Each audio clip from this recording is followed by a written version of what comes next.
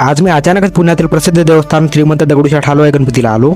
तर पब्लिक, माझं नाव आहे कृष्णा आणि मी राहतो पुण्यामध्ये. तर आज मला जायचं होतं श्रीमंत दगडूशेठ हलवाई गणपतीला, पण त्याआधी मला जायचं होतं मंदिरामध्ये देवाला नारळ फोडायला. नारळ वगैरे घेतला आणि डायरेक्ट येऊन पोहोचलो विठ्ठल रुक्मिणी मंदिरामध्ये. मग काय, मंदिरामध्ये आल्यानंतर देवाची पूजा वगैरे केली आणि नारळ वगैरे फोडलं. नारळ वगैरे फोडला आणि आलो मी घरी. आता निघायचं होतं मला श्रीमंत दगडूशेठ हलवाई गणपतीला जायला. त्यासाठी मी सगळ्यात पहिला आलो आमच्या घराजवळच्या बस स्टॉपला. मी आमच्या घराजवळच्या बस स्टॉपला येऊन थांबलो होतो, तेवढ्यात मला हडपसरची बस मिळाली आणि मी निघालो स्वारगेटच्या दिशेने. मग मी थोड्या वेळामध्ये डायरेक्ट येऊन पोहोचलो स्वारगेटच्या मेट्रो स्टेशनला. स्वारगेटच्या मेट्रो स्टेशनला पोहोचल्यानंतर सगळ्यात आधी तर मी मंडईचं तिकीट काढलं. तिकीट वगैरे काढल्यानंतर निघालो मी अंडरग्राऊंड मेट्रोकडे. मी खाली येऊन थांबलोच होतो की तेवढ्यात आपली मेट्रो आली. मग मी मेट्रो पकडली आणि निघालो मंडईच्या दिशेने. मग मी थोडा प्रवास करून डायरेक्ट येऊन पोहोचलो मंडईच्या मेट्रो स्टेशनला. मग मेट्रो स्टेशनवरून डायरेक्ट येऊन पोहोचलो मी तुळशीबागेमध्ये. मग थोड्या वेळामध्ये येऊन पोहोचलो मी आपल्या श्रीमंत दगडूशेठ हलवाई गणपतीला. आता मी चालू होतो बाप्पाचं दर्शन घ्यायला. त्यासाठी सगळ्यात आधी आपली चप्पल ठेवली स्टँडवर आणि निघालो दर्शन घ्यायला. मग मी बाप्पाचं दर्शन वगैरे घेतलं आणि आलो बाहेर. आतमध्ये व्हिडिओ काढणं आला नव्हतं, त्यामुळे व्हिडिओ वगैरे काढता आला नाही. मग मी दर्शन वगैरे घेतल्यानंतर आलो इथल्या जवळच्या मोबाईल मार्केटमध्ये, कारण मला माईक बघायचा होता. मग मला एका दुकानामध्ये डिजिटेकचा चांगल्या कंपनीचा माईक भेटला, पण मला साध्या पिनचा माईक पाहिजे होता आणि ते त्यांच्याकडे अवेलेबल नव्हता, त्यामुळे मी माईक नाही घेतला. माईक वगैरे बघितल्यानंतर मी आलो लस्सी प्यायला. लस्सी पिल्यानंतर मी माझ्यासाठी 2 शर्ट घेतले आणि येऊन पोहोचलो डायरेक्ट मंडईच्या मेट्रो स्टेशनला. मग मी मेट्रो स्टेशनला आल्यानंतर तिकीट काढला आणि निघालो मेट्रोकडे. मग मी मेट्रो पकडली आणि डायरेक्ट येऊन पोहोचलो घरी. आणि हे बघा, मी आता आणलेले 2 शर्ट. आता तुम्हीच कमेंट करून सांगा की ब्लॅक वाला शर्ट चांगला आहे का व्हाईट वाला. तर आजच्यासाठी इतकंच. चला, भेटू अजून एका नवीन ब्लॉग मध्ये.